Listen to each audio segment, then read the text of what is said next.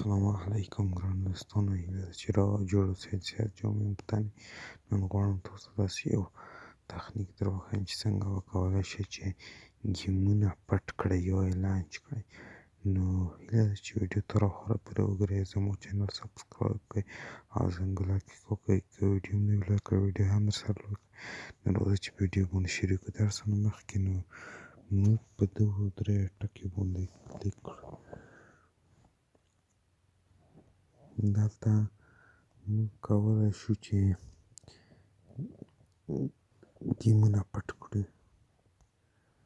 دلته موږ ګیمونه هم پټولی شو او زموږ مخکې هم ویډیو شریکه کړې ده د دې په اړه، نو هغه تاسو کتلی شئ. نو ما اوس ویلي چې ګیم لانچر سره کوم فعال وکړو.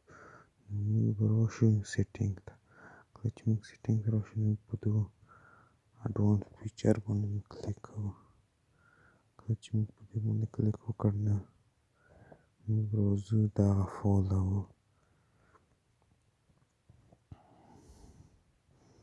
ګیم لانچر لومړی په دې باندې کلیک کوو. دوستانو وبښئ، په د ګیمز باندې مو کلیک کوو. موږ په د ګیمز باندې کلیک کوو. کله چې موږ په دې باندې کلیک وکړ نو موږ بیا دا اپشن آن کوو.